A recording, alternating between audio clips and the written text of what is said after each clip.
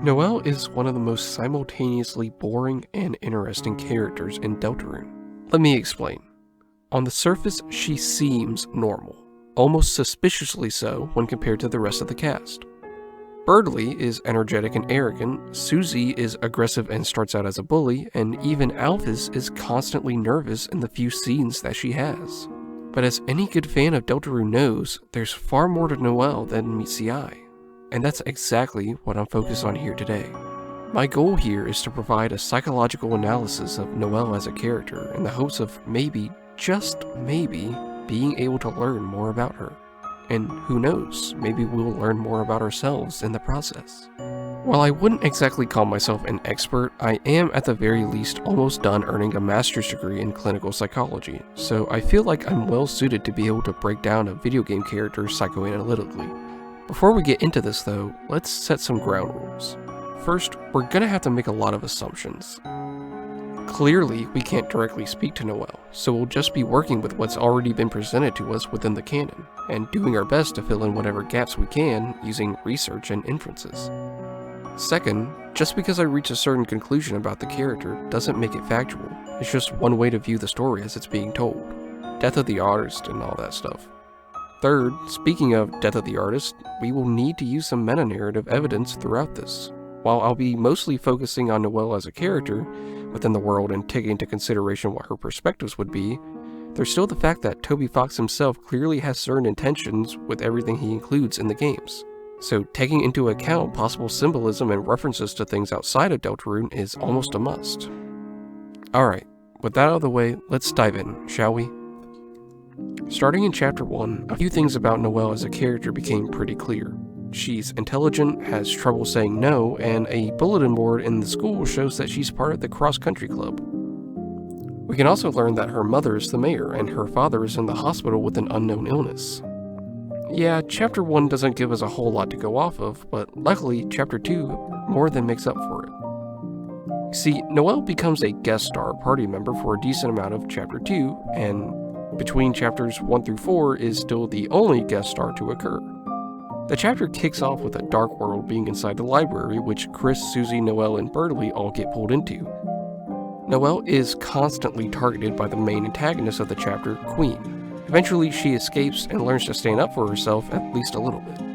She's also revealed to have a crush on Susie, and we're also given our first in-game references to December, her sister, and it's heavily implied that something bad happened to her. However, as you are all probably aware, there's another way to play Chapter 2. The Snowgrave Route, or the Weird Route semi-officially, shows Noelle in a different light.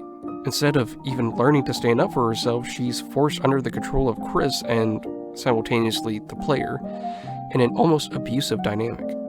No matter how much she hates being forced to kill, she can never stand up for herself, and by the end of the chapter, she desperately tries to convince herself that it was all a dream.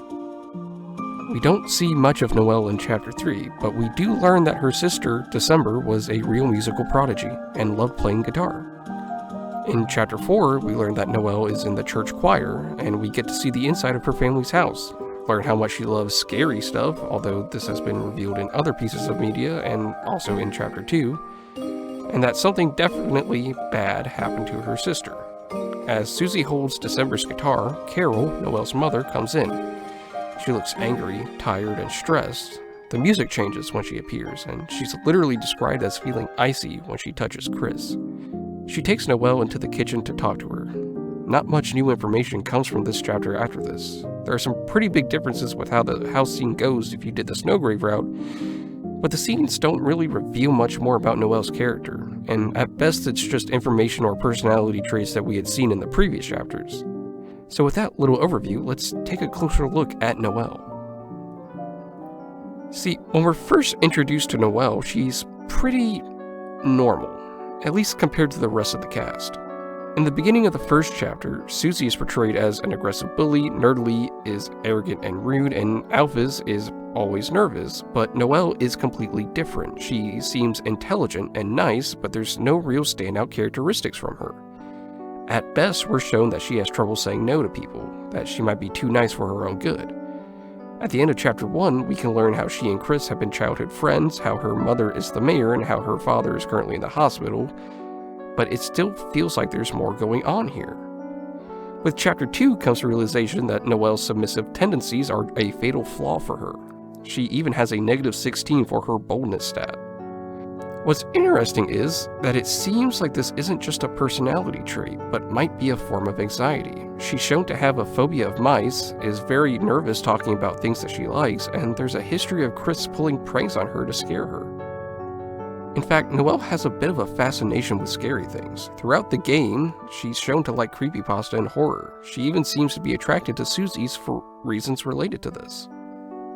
Then, whenever Berdly is having his whole self-realization moment is when we first learn that Noelle has some trauma related to her sister December, and it's revealed that she froze up when asked to spell her name during a spelling bee. The aforementioned submissiveness/anxiety and freezing up during the spelling bee are both examples of two different trauma responses, fawn and freeze.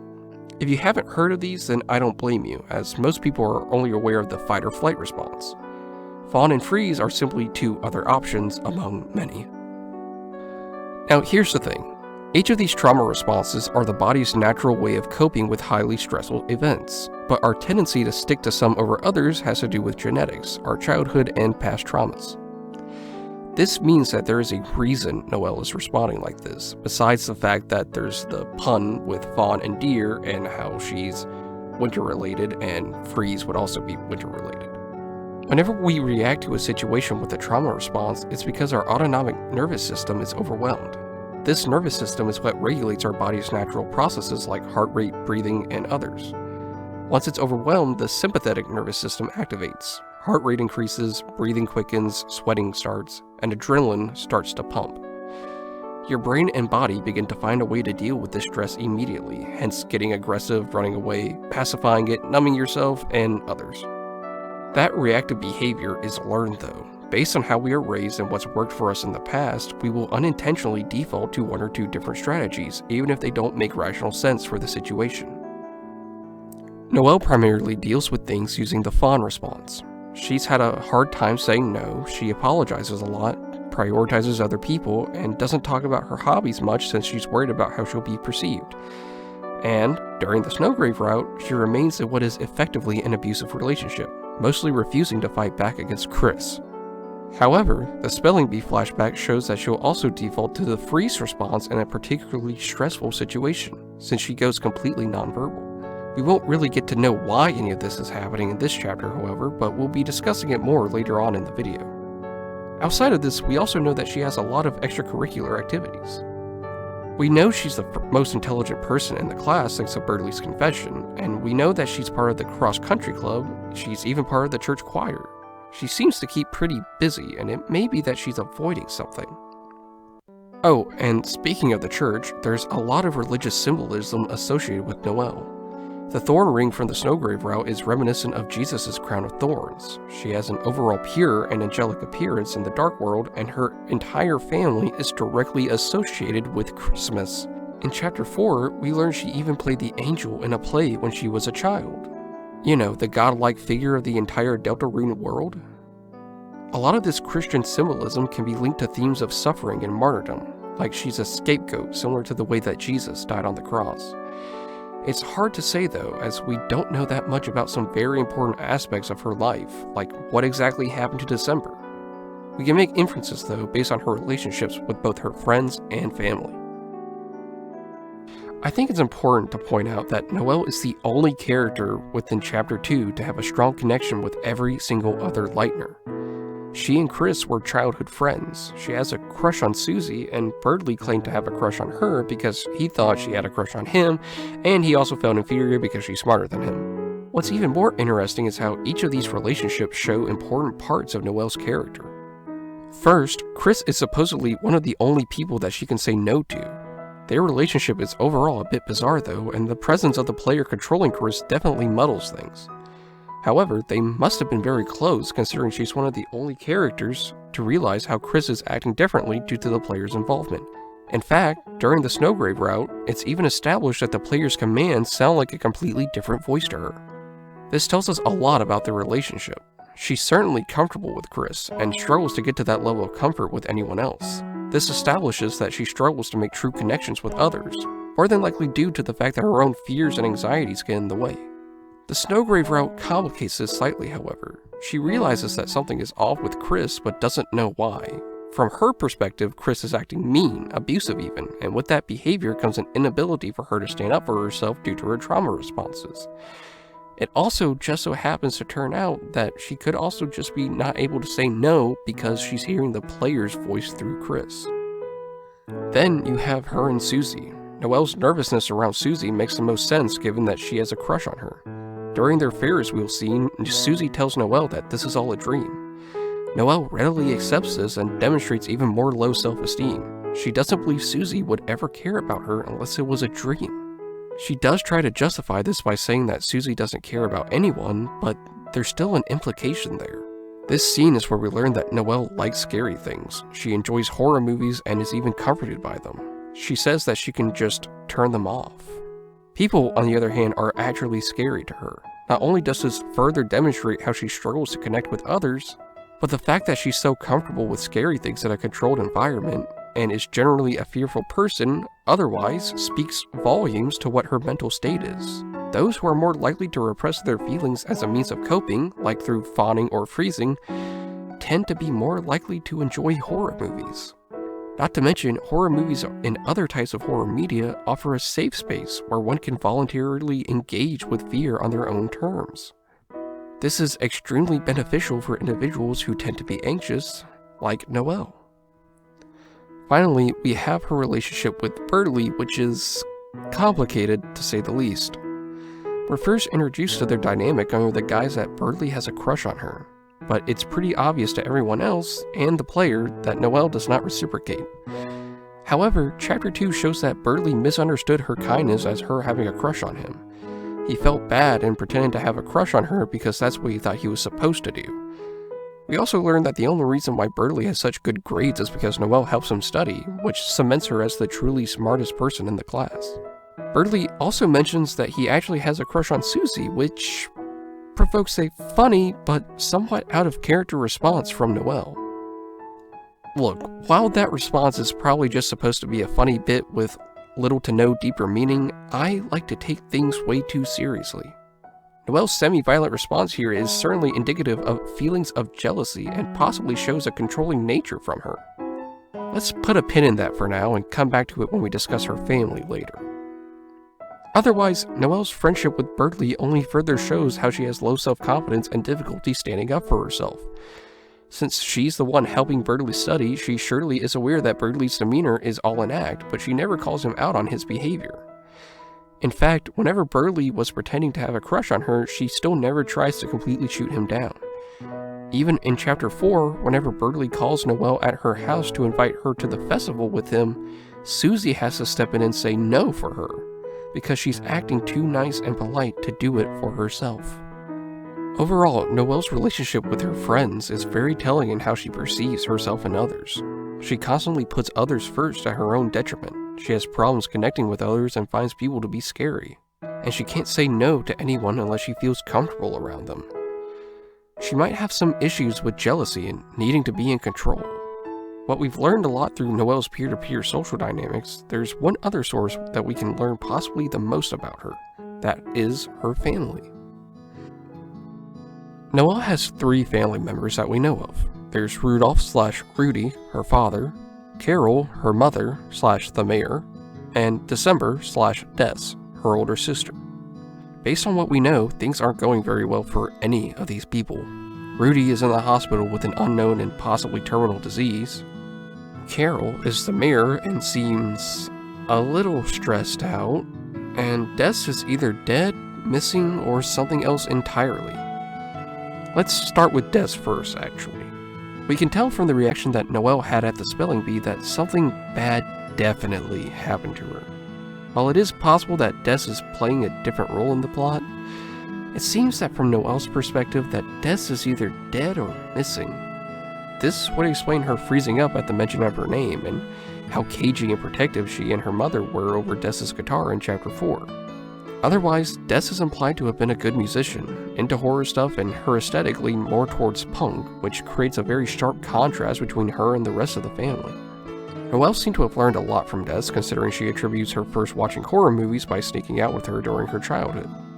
It's safe to assume that whatever happened to Des had a traumatic impact on Noelle, and may have even altered a lot of her family dynamics. Beyond the fact that the two were close, we don't really know much about Noelle and Des's relationship, just how whatever happened to Des affected Noelle and her parents. And speaking of her parents, let's talk about Rudy. Like I said earlier, he's in the hospital right now with an illness that he described as the doctors finding some crap inside of him. What exactly this is unknown, but it's been having a pretty bad effect on him. It's made him weak, he's coughing, and it's bad enough for Asgore to constantly bring him bouquets. For Noelle, it would make complete sense for this to be having a pretty big negative effect on her. We know that Rudy is only one of 2 people that Noelle can say no to, the other being Kris, which makes him one of the only people she feels comfortable with, safe with. Not only that, but having a parent go through a major medical event is just inherently stressful. Let's not forget that she's still an adolescent, so this would understandably be a stressful situation for her. After presumably losing her sister and having the parent she's closest with go through something like this, it's going to make things worse for her. Rudy is obviously trying his best to always stay positive, but it's probably just an attempt to keep Noelle from worrying. The situation is just still inherently stressful. Noelle's last place of comfort is currently suffering. Of course she's going to have problems. But just like her father, Noelle stays positive and tries not to let anyone else worry about her. And then there's Carol. Until Chapter 4, the only thing we really knew about her was that she was the mayor. But that all changed when she made an appearance during the scene at Noelle's house. Let's talk about the house first, actually, because it reveals a lot about Carol before we even meet her. First, it's highly implied that most of the interior design of the house was determined by Carol. We see multiple instances of things that she collects or likes to collect being used as decor, but nothing from Rudy. Carol even has a katana hanging on a wall in their kitchen, which is kinda weird if you ask me, but sure, go off, queen. Then when we actually meet Carol, it almost feels like we're in danger. The song that plays during her appearance is literally called Sea, and it's nothing like anything else you hear while playing. Do you hear it playing right now? There's no melody, no beat, just echoes of scratching, growls. Either way, it's cold, icy, chilling, and it perfectly matches Carol's demeanor during the scene. Noelle freaks out whenever she sees her mother, fervently apologizing for her wrongdoings, terrified of her mother's wrath. Rudy himself says that Carol is hard on her, and we see the aftermath of that right here. At best, Carol is an emotionally negligent parent. Noelle gets locked out of the house often and feels too bad to bother her mother for the key because the mayor hates being interrupted. And she even mentions how Carol doesn't keep any of her handmade gifts. Carol herself speaks firmly, coldly. Everything she says feels like a command. This is not representative of a loving relationship between a mother and daughter. This is the kind of relationship that makes you seek out therapy, go no contact. At the end of the scene, she takes Noelle into the kitchen to have a word with her. The fact that there's a katana there may or may not be an implied threat, but who knows? I'm probably just reading too much into it. Overall, Noelle's family reveals a lot about her. Both genetics and upbringing, commonly referred to as nature and nurture, determine the vast majority of our personalities and how we react to stressful and traumatic situations. We can immediately see that in one way or another, Noelle has gotten a lot of her personality traits from her father, but there's many times where her mother comes out too. Her slight, violent tendencies, as shown in the scene where she grabs Berdly by the neck, and her ambitious nature, which is exemplified by how many extracurricular activities she's a part of, on top of being at the top of her class, can easily be attributed to Carol. And this is all without knowing much about Noelle's childhood. We know that her mother was at least neglectful, as was shown by how often Noelle was locked out of the house, but beyond that, we don't know exactly what she's gone through. It can be easy from the outside looking in to think that her being from a wealthy background would mean that she has it easy, and in some ways she probably has. But no amount of money can make you a good parent. When you throw in whatever happened to her sister and the fact that her father has been hospitalized, Noelle has been through and is still going through a lot. The fact that she hasn't snapped yet shows a lot of resiliency. With that being said, we've looked at Noelle as a person, her relationships with her friends, her family. What else can we look at? Well, now's the time to look at two things we've been avoiding for a lot of this video. The Snowgrave Route and how Noelle functions in the overall narrative of Deltarune's story so far. You see, I've been avoiding talking about the Snowgrave Route mostly because it blurs the line between how much we're seeing of Noelle as a character and how much the player is influencing her behaviors. However, I think the existence of the Snowgrave Route is rather interesting in and of itself. Noelle is the only character that's been truly affected by it so far, and why is that? From a psychological standpoint, it may be that her relationship with her mother, who we've established to be cold and controlling, might somewhat prime Noelle to be controlled by the player/Kris.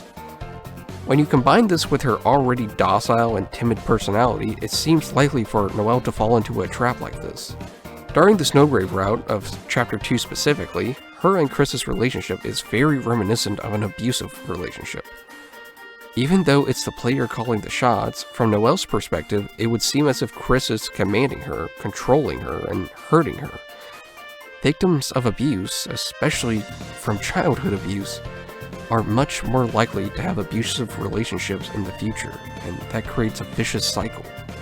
What we're seeing here is a tragic alternative to Noelle's story, and a horrifically plausible one at that. Which brings us to this. Why is Noelle the one we're talking about today? Why is she the main focus of the Snowgrave Route? Why is she so intimately linked to the plot while not having an explicitly wider role herself? How does Noelle as a character fit into the broader narrative? There's been a bit of a theme throughout the video. Noelle is an amazing foil to all of the main characters, Kris, Susie, Berdly, and even Ralsei. Just like Kris, she has an older sibling that she looks up to who currently isn't at home, and she's even able to be controlled by the player directly during the Snowgrave Route. She loves scary things like Susie and is even prone to some violence. She's just as smart, if not smarter, than Berdly, and is just as socially awkward as him, without any of the arrogance or boasting. And Ralsei is shown to put Susie and Kris's happiness before his constantly, to the point to where him being a doormat is just an essential part of his character and growth. Just like how Noelle is passive and tries to put other people before herself constantly. This is why it seems that Noelle is quote-unquote simple and normal, because she embodies the traits of every other character in a much more toned-down way. We've already seen these traits brought to their narrative extremes with everyone else, so of course when we get to Noelle, she just doesn't stand out as much. So, who is Noelle? What's her big thing? What makes her stand out? I mean, think about it. How much of this video have we had to dedicate to talking about her friends and her family to try and understand her better? We learn about her freezing up from Des's name from Berdly of all people. She never tells Susie the deal with Des's guitar. She only really stood up for herself once to Queen, and still tries to convince herself that it was a dream by the end of it. Even her name can just be boiled down to a Christmas reference. I don't think we really know who Noelle is. The only thing she's ever really revealed about herself is that she likes scary stuff, and due to that, she likes Susie. She hides her true feelings constantly. And I really hope that in the future chapters, Noelle herself is expanded on more. Because right now, I'm starting to understand why one of her main themes is called Lost Girl. For the last part of this video, I'm not going to really try to diagnose Noelle with anything, mostly because there's just not enough information to do that, but I can point out the most likely diagnoses she would receive, based on what we know and comparing that to the DSM-5. If we're assuming something really bad happened to Des, then PTSD or another form of it would be one of the more likely options. Noelle ticks most of the boxes for it. The assumed traumatic event happened to her sister, which fulfills criterion A. She has at least dissociative reactions to it, which is seen as her freezing at her name, and that fulfills criterion B. She avoids Des's room, so that would fulfill criterion C, potentially. and she seems to have feelings of detachment or estrangement from others and a possible persistent negative emotional state, which would therefore fulfill Criterion D. I say possible because we know that she hides her true feelings and she does seem to be constantly fearful. Criterion E is where things get tricky, as it seems she has an exaggerated startle response based on Kris's pranks, but we need at least 2 from this list, and saying her choking of Berdly is a violent outburst without provocation is a bit of a reach even for me. But she does meet Criterion's F, G, and H, since this has supposedly gone on for longer than a month. It seems to cause her distress, and it's definitely not from any substances or medical conditions that we know of. We don't really know if she experiences depersonalization or derealization, nor do we know if it was with delayed expression, since we don't have a timeline of events. A specific phobia of mice is also very likely, as well as social anxiety. For social anxiety, though, we don't know enough about how long this has been going on, nor do we really know the specifics, so trying to go down the checklist of Criterion isn't really possible. I will say, though, it does feel likely given how Toby Fox has portrayed her in the game, and social anxiety is a more well-known disorder overall, which makes it a high possibility that those traits were in mind when Toby was creating Noelle. I'll also add that I went through the diagnostic criteria for prolonged grief disorder just to see if Noelle's symptoms are those of grief rather than trauma. Criterion A requires the symptoms of grief to be persistent for 6 months later for adolescence, so that is a possibility. Criterion B calls for increased longing or preoccupation of thoughts for the deceased, which we have seen a little with how Noelle seems to miss deaths during Chapter 2. Noelle might fulfill Criterion C since she seemingly avoids reminders and has had difficulty reintegrating into her social life. She seems to be lonely, but we don't really know the intensity of these behaviors, so it's unknown if they're at the clinical level yet. Criterion D is, sure, it seems to cause distress, and Criterion E requires knowing what's culturally appropriate for the world of Deltarune, which we don't, and I'm not going to try to figure that out. Now, it is very possible for her to be experiencing prolonged grief disorder and PTSD simultaneously, but if I had to pick between the two, I'd lean more towards PTSD, if only for the fact that she has had trauma responses in relation to the assumed death/disappearance of deaths. Although I highly doubt Toby Fox went into this intending for her to have some particular disorder, it's more than likely supposed to be more generic than that, just like everything else with her. So, yeah, that's Noelle. I feel like I know less about her now than I did before. She's a bit of an enigmatic character, seemingly displaying one thing on the surface, but the reality is we don't know her at all. At the end of the day, she's just a lost girl, like her song shows. And hopefully throughout the rest of the game, she'll find herself, and her sister too. So, what do you think is going on with Noelle? What are your crackpot theories? Don't act like you don't have any. I've seen so much insanity come out of this fandom that I know y'all have your own theories. Personally, I'm not too attached to one theory or another. I just think that there's a lot more to Noelle, and we have a lot more time to learn about her. Anyway, don't forget to like and subscribe. This has been Cognizant Pixel. Thank you so much for watching. Bye bye.